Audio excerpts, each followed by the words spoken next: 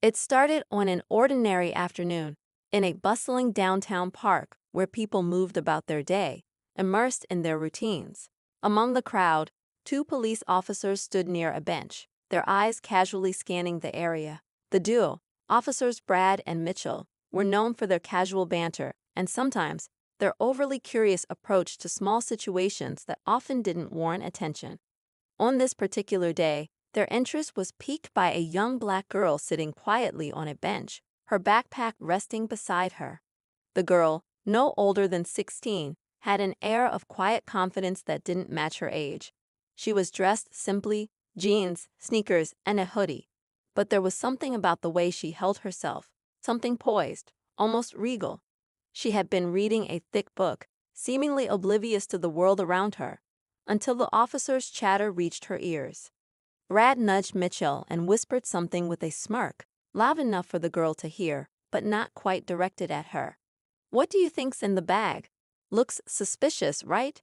His tone was teasing, but there was an underlying edge of curiosity that bordered on mischief. Mitchell chuckled and played along. "Yeah, could be anything. Let's ask her." The girl didn't flinch but glanced up briefly, her calm brown eyes meeting theirs for just a moment before returning to her book. There was no fear in her expression, no nervous shifting or hurried movements to suggest she was hiding anything. If anything, she seemed mildly annoyed by the interruption. "Excuse me, miss," Brad said as they walked over, their shadows now looming over her. "What's in the bag?" She closed her book slowly, carefully marking the page. "Books," she replied, her tone even and measured. "Books, huh?" Mitchell echoed, leaning closer. "That's a pretty big bag for just books. Mind if we take a look?" The girl hesitated, her jaw tightening slightly. "I don't think that's necessary," she said, her voice still calm but firmer now. "I'm just sitting here, minding my business." Brad crossed his arms, the playful smirk fading into something sterner. "It's just a routine check. Nothing personal. You don't have anything to hide, do you?" The tension in the air was palpable now. People nearby began to notice the interaction, a few pausing to watch. The girl glanced around, sensing the growing attention, and let out a slow breath. "I have rights," she said firmly, her gaze steady. "Unless you have a reason to suspect me of something, you don't have the authority to search my belongings." Her words were sharp, precise, and carried a weight that made both officers pause. For a split second, Brad and Mitchell exchanged a look. She wasn't just an ordinary teenager, that much was clear. But instead of backing down, Brad pressed on, his pride now in play. "Look, we're just doing our job," he said, his tone a little harder. "You're being awfully defensive for someone with just books in the bag." The girl stood up then, slowly and deliberately. She was shorter than both officers, but seemed to tower over them in that moment. "You really want to know what's in the bag?" she asked, her voice steady, but there was a glint in her eyes now, something sharp and unyielding. Brad raised an eyebrow, unsure of how to respond to her sudden boldness. "Yeah," he said, almost defiantly. "Fine," she said, reaching for the bag. She unzipped it slowly, her movements deliberate, as if to draw out the moment. A crowd had now gathered, murmurs spreading like wildfire. Everyone wanted to know what was in the bag. But before she could open it fully, a voice rang out, commanding and authoritative. "Is there a problem here?" All eyes turned to the source of the voice, and Brad and Mitchell froze. A tall, sharply dressed man in a tailored suit approached, his face calm, but his eyes blazing with intensity. The girl's expression softened as she looked at him, a flicker of relief crossing her face. The man stopped beside her, placing a protective hand on her shoulder. "Officers," he said, his voice calm but laced with an unspoken warning, "is there a reason you're harassing my daughter?" Brad and Mitchell exchanged panicked glances, the realization hitting them like a freight train. They hadn't just picked on any random girl. They had unknowingly tangled with the daughter of the U.S. ambassador. And in that moment, everything changed. The officers' faces drained of color as the man's words sank in. The crowd, which had grown to a dozen or so onlookers, murmured quietly, their curious stares now tinged with judgment. The girl stood silently, her expression calm but no longer indifferent. There was power in her silence, as if she knew she didn't need to say anything. The man, clearly accustomed to commanding attention, turned his piercing gaze toward Brad and Mitchell. His presence was undeniable, and even without raising his voice, he exuded authority. "I asked a question," he said firmly. "What exactly do you think my daughter has done to warrant this kind of attention?" Brad, suddenly unsure of himself, stammered out a reply. "Sir, it's not what it looks like. We were just doing a routine check. She looked suspicious with the bag, and we wanted to make sure everything was okay." "Suspicious," the man repeated, his tone making the word sound absurd. He tilted his head slightly, studying the officers like they were children caught doing something they couldn't explain. "Sitting quietly in a park, reading a book, that looked suspicious to you." Mitchell stepped in, trying to salvage the situation. "Look, sir, we didn't mean any harm. We were just being cautious. You can never be too careful these days, you know." The man's jaw tightened ever so slightly, but he maintained his composure. "I see," he said evenly. "So you decided that instead of asking polite questions, you'd make her feel like a criminal. Tell me, officers, did you happen to notice the diplomatic plates on the car parked not 20 feet from here? Or the security detail watching from across the park?" Brad's eyes darted toward the car, where a sleek black vehicle with unmistakable diplomatic plates was parked. A few feet away, a man in a dark suit and earpiece stood near a tree, his stance casual but alert. Mitchell swallowed hard, his mouth suddenly dry. "Let me make something very clear," the man continued, his voice steady but unyielding. "This is my daughter. She is a U.S. citizen, and she has done absolutely nothing wrong. What you've done here is not just an overreach of your authority, it's an embarrassment. To yourselves, to this city, and to the badge you wear." The girl shifted slightly, glancing up at her father.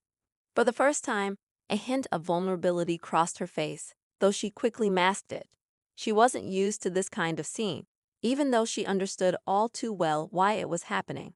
Brad opened his mouth to respond, but the man held up a hand, silencing him. "I suggest you think very carefully before you say anything else," he said, his tone cold. "I'm giving you an opportunity to walk away from this right now. Take it."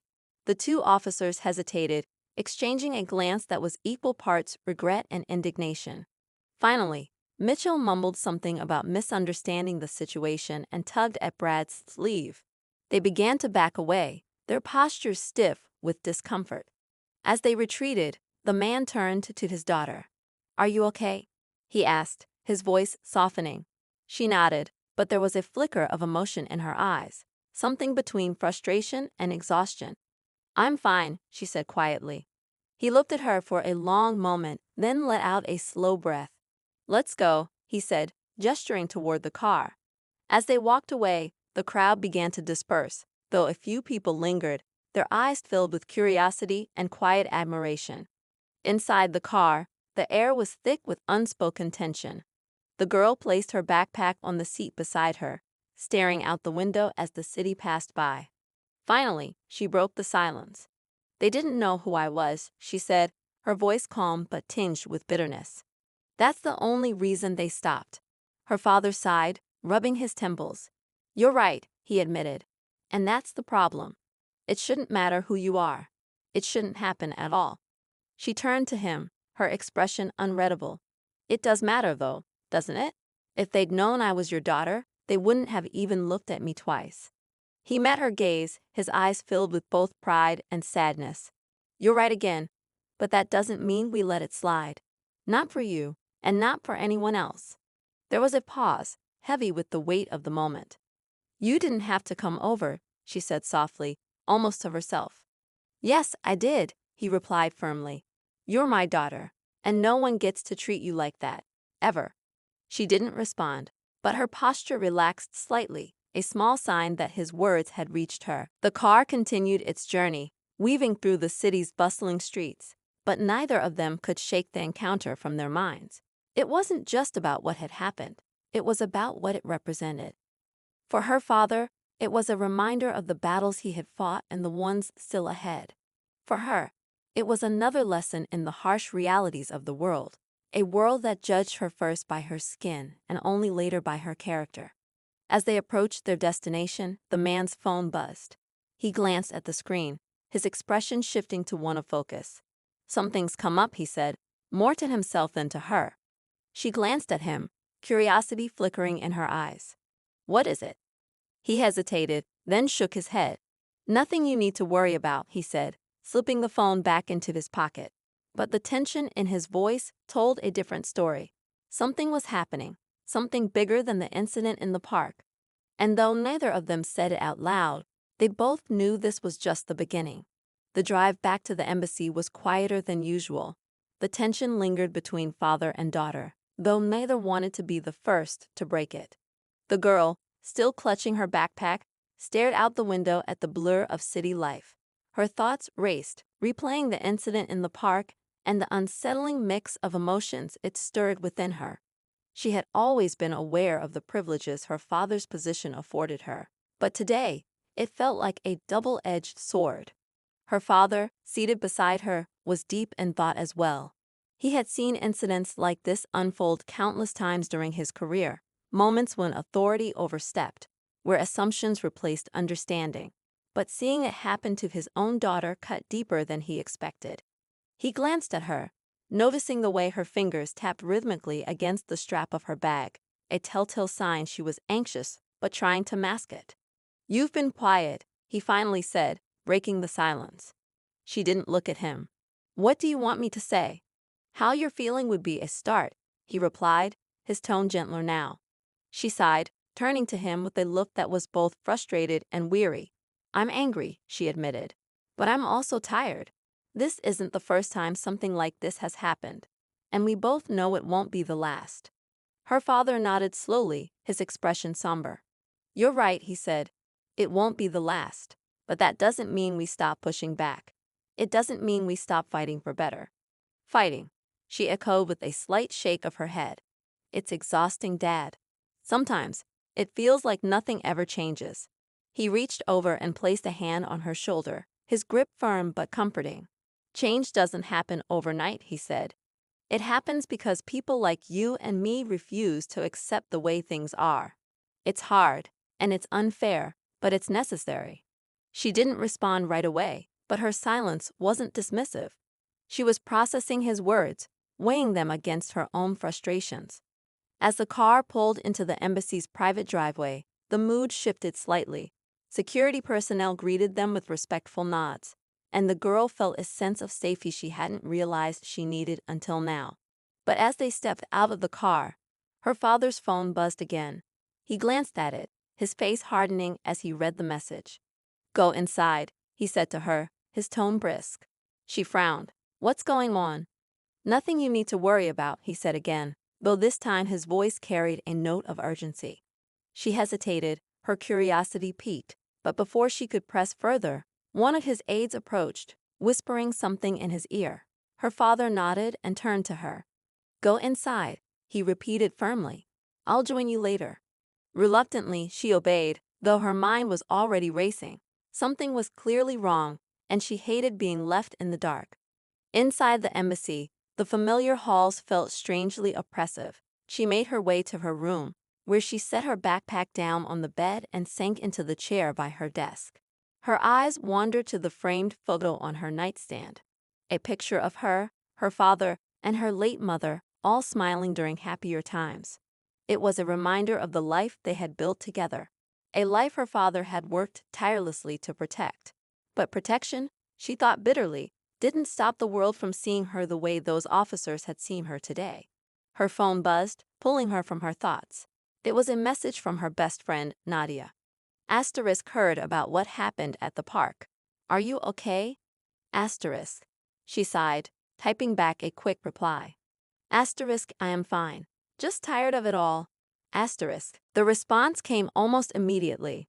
Asterisk. "You shouldn't have to deal with that. None of us should." Asterisk.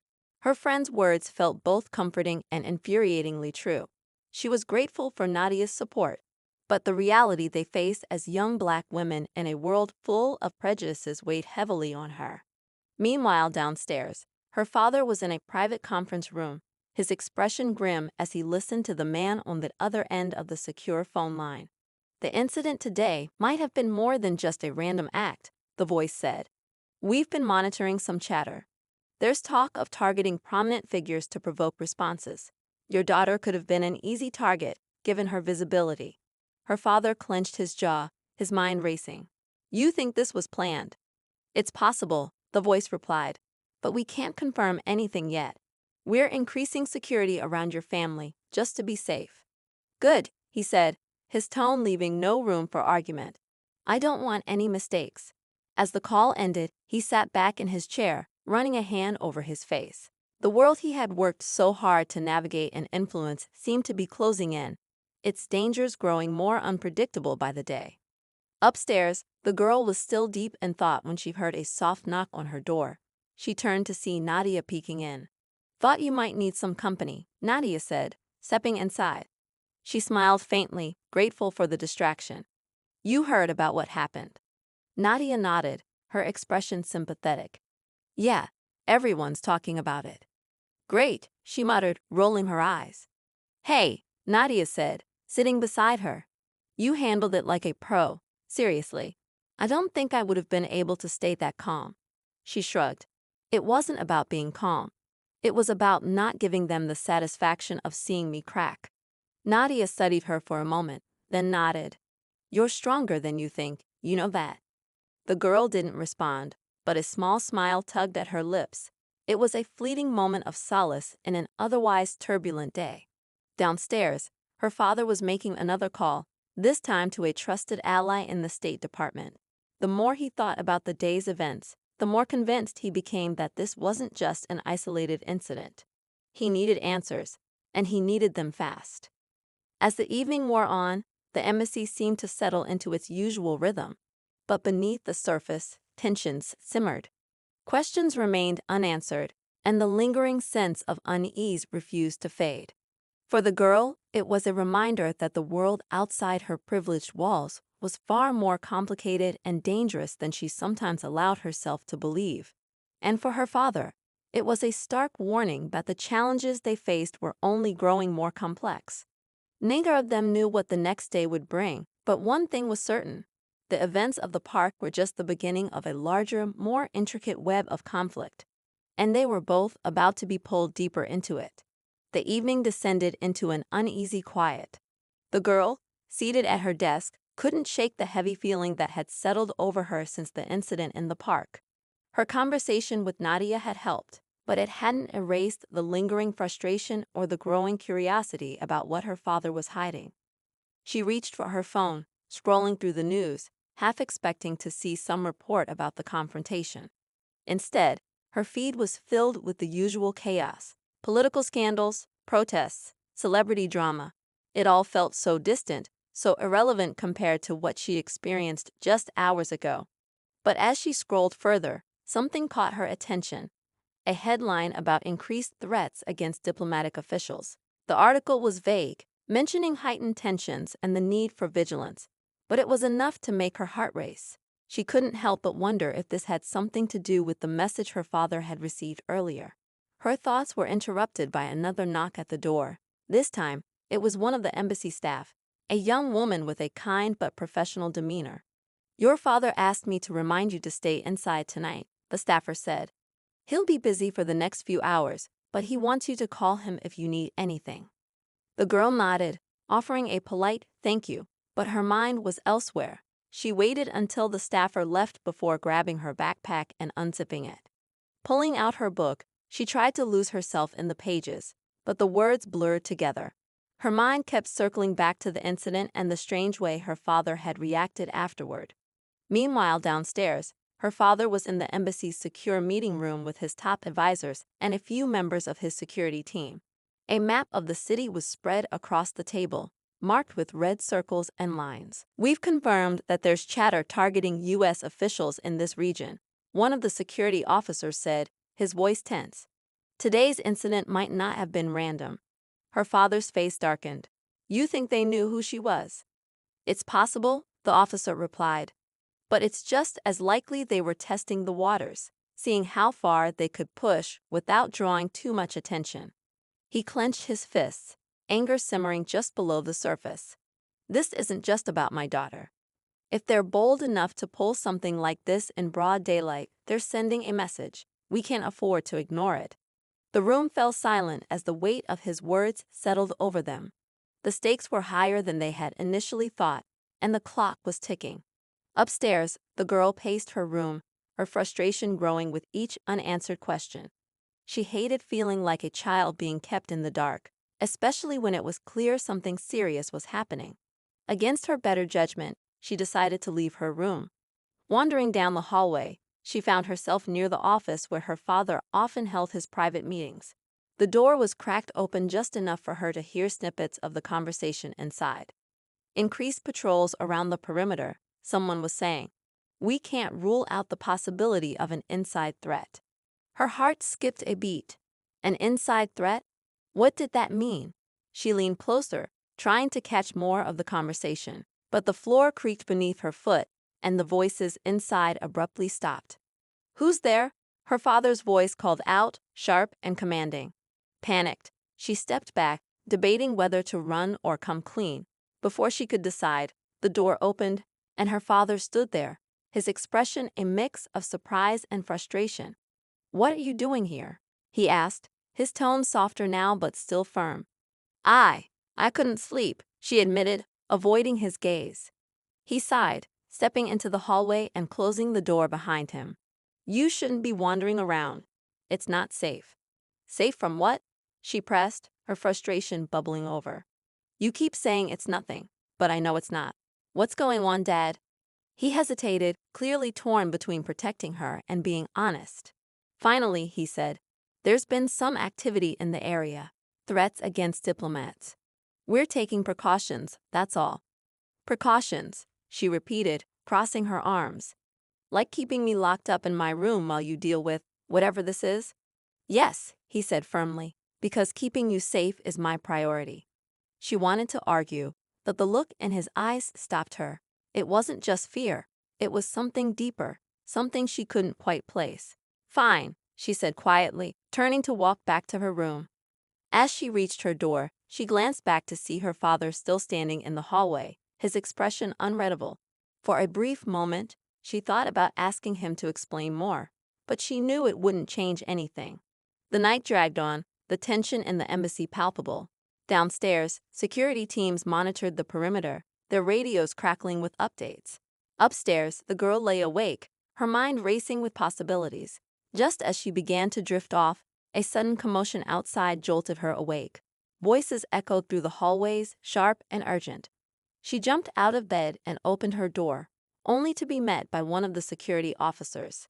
Stay in your room, he said quickly, his hand resting on the radio clipped to his vest. What's happening? She asked, panic rising in her chest. Just stay inside, he repeated before rushing off. She closed the door, her heart pounding.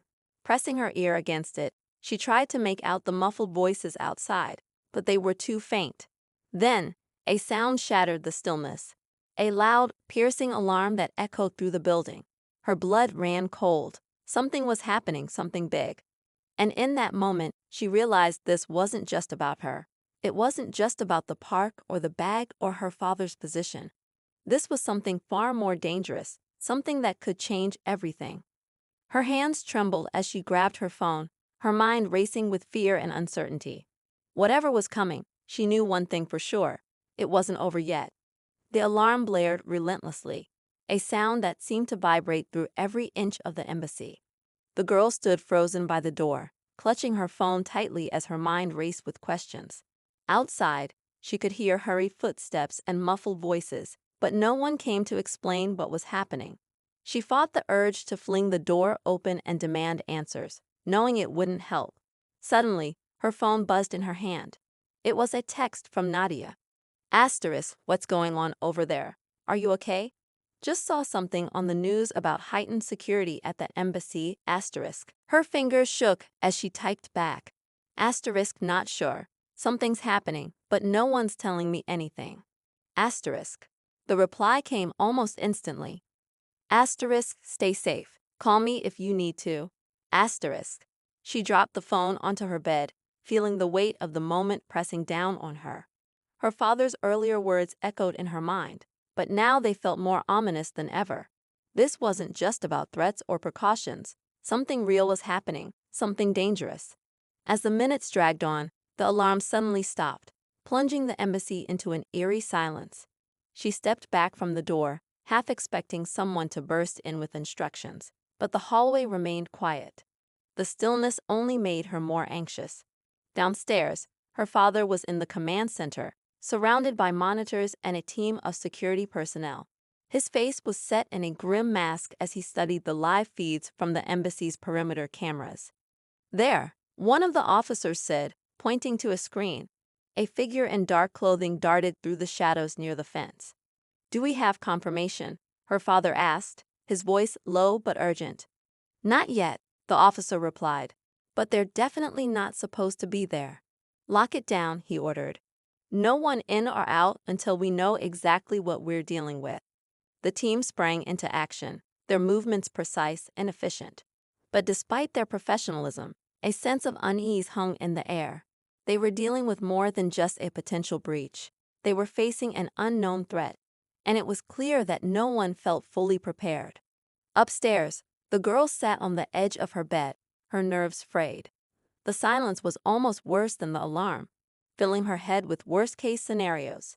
She tried to distract herself, flipping through her phone, but the news only fueled her anxiety. Speculation about diplomatic tensions and potential threats to U.S. officials was everywhere, but there were no concrete answers. Her thoughts were interrupted by a soft knock at the door. She jumped up, her heart pounding. "Who is it?" she called out, her voice shaking. "It's me," her father said. Relief flooded through her as she opened the door, but her relief was short-lived. His expression was tense, his shoulders rigid. "I need you to come with me," he said, his tone leaving no room for argument. "Why? What's going on?" she asked, her fear bubbling to the surface. "There's been a breach," he said simply. "We're moving you to a safer location." Her stomach dropped. "A breach? What kind of breach?" He placed a reassuring hand on her shoulder, but his eyes betrayed his worry. "I'll explain everything later. Right now, we need to move." She nodded reluctantly, grabbing her backpack and following him into the hallway. The embassy, usually a place of order and calm, was now a hive of activity. Staff members moved quickly, their faces etched with concern. As they made their way to the secure area, her father's phone buzzed again. He glanced at the screen and frowned, his pace quickening. "What is it?" she asked, struggling to keep up. "Another development," he said curtly. "What kind of development?" she pressed. He hesitated, clearly debating how much to tell her. Finally, he said, "There's been a credible threat made against someone at the embassy. We think it might be connected to what happened today." Her heart raced. "You mean me?" "It's possible," he admitted, "but we're not taking any chances." Before she could respond, they reached the secure room. Two security officers stood guard outside, their expressions as serious as her father's. They stepped aside to let them in, and the girl was immediately struck by the starkness of the room. Bare walls, a single table, and a row of monitors displaying live feeds of the embassy grounds. Her father motioned for her to sit down while he conferred with the security team. She watched him, feeling a mix of fear and admiration. Despite the chaos, he was calm and focused, a steady presence in the storm. But even his composure couldn't ease her growing unease. The monitors showed a series of images she didn't fully understand: blurry figures, shadowy corners, and what looked like vehicles parked just outside the embassy gates. "What's going on out there?" she finally asked, unable to stay silent any longer. Her father glanced at her, his expression softening for a moment. "We're still figuring that out," he said, "but I need you to trust me. We're doing everything we can to keep you safe." She nodded, but the knot in her stomach refused to loosen. The sense of danger was almost suffocating now, and she couldn't shake the feeling that this was far from over. As the minutes ticked by, the tension in the room grew. Every crackle of the radio, every flicker on the monitors felt like a harbinger of something worse. And then, just as she thought she couldn't take it anymore, one of the officers spoke up. "We've got movement," he said, his voice cutting through the silence like a knife. Her father immediately moved to his side, studying the screen. The girl leaned forward, her heart pounding as she tried to make sense of the image. On the monitor, a group of figures was approaching the embassy gates. They moved with purpose, their faces obscured by shadows. "Who are they?" she whispered, her voice barely audible. Her father didn't answer, his focus entirely on the screen. But the look in his eyes told her everything she needed to know. Whoever they weren't here by accident. And they weren't here to talk. The tension in the room was electric. Every eye was fixed on the monitor, watching the group of figures near the embassy gates. The girl sat on the edge of her chair, her breath shallow as questions swirled in her mind. Who were these people? What did they want? And more terrifyingly, how far were they willing to go to get it? Her father exchanged quick, clipped words with the security team, his voice calm but urgent. The team sprang into action, issuing commands and coordinating reinforcements. The girl couldn't help but admire his composure, even as the situation spiraled towards something dangerous and unpredictable. The figures outside moved closer, their silhouettes more defined now. One of them raised a hand, signaling to the others. A second later, a sharp crack echoed through the air. The girl jumped, her heart pounding in her chest. "What was that?" she asked, her voice shaking. "Just a warning shot," one of the security officers said, though he didn't sound entirely confident. Her father placed a hand on her shoulder, grounding her in the moment. "We'll handle this," he said firmly. "You're safe here." But his words did little to reassure her. Safe felt like a relative term now, especially with the danger so close. Outside, the figures advanced, their movements deliberate. The security cameras captured their faces, partially hidden by masks. One of them carried what looked like a small device, something that made the hairs on the back of her neck stand up. "They're carrying equipment," a guard muttered, narrowing his eyes at the screen. "Surveillance gear?" her father asked. "Could be, but it's hard to tell." The girl couldn't tear her eyes away from the screen. She felt like she was watching a scene from a movie, only this was real, and she was part of it. Suddenly, the group split into two. While some stayed near the gates, others moved toward a side entrance. The cameras tracked their every move, but the limited angles made it hard to anticipate their next steps. "We've got to act now," one of the guards said, his voice urgent. Her father nodded, issuing an order to lock down the entire perimeter. Alarms blared again, and she could hear the heavy thud of reinforced doors sealing shut. The embassy was turning into a fortress, but the unease in the air suggested it might not be enough. The girl watched as the security team moved swiftly, positioning themselves to intercept the intruders. It was all happening so fast, yet time seemed to drag as the tension built to an almost unbearable peak. And then, without warning, the screen flickered. For a brief moment, the image distorted, replaced by static. "What's happening?" her father demanded, his voice sharp. "We're being hacked," one of the technicians said, his fingers flying over the keyboard. "They're trying to disable the cameras." Panic flared in the girl's chest. If the cameras went down, they'd be blind to whatever was happening outside. "Can you stop it?" her father asked. "I'm trying," the technician replied, sweat beading on his forehead. The screen flickered again, and then, just as suddenly, the images returned. But what they showed made the girl's blood run cold. The group outside was no longer near the gates. Somehow, they had gotten closer, too close. "They're at the side entrance," a guard said, his voice tense. "Deploy the secondary team," her father ordered. The guards moved quickly, their movements precise and efficient. The girl could hear their footsteps echoing in the hallways as they prepared to confront the intruders. But just as it seemed like they were gaining control, a new figure appeared on the screen. This one wasn't masked, and his face was immediately recognizable. "It's him," her father said, his voice low and filled with something she couldn't quite identify, fear, anger, or maybe both. "Who?" she asked, her eyes darting between him and the screen. "The man behind the threats," he said. "He's been orchestrating this from the start." The girl's mind raced. How could someone so dangerous have gotten this close? And why was he targeting them? As the guards moved to intercept the group, Her father turned to her, his expression grave. "Stay here. No matter what happens, do not leave this room." "Dad, promise me," he said, cutting her off. She nodded, her throat tight with fear, and then he was gone, leaving her alone with the monitors and the sound of her own racing heartbeat. Minutes felt like hours as she watched the confrontation unfold. The guards met the intruders near the side entrance, their voices muffled but tense. For a moment, it seemed like the situation might de-escalate. The intruders raised their hands, stepping back as if to surrender, but then, in a move that took everyone by surprise, one of them lunged forward, activating the device he had been carrying. The screen went black. The girl gasped, her hands flying to her mouth.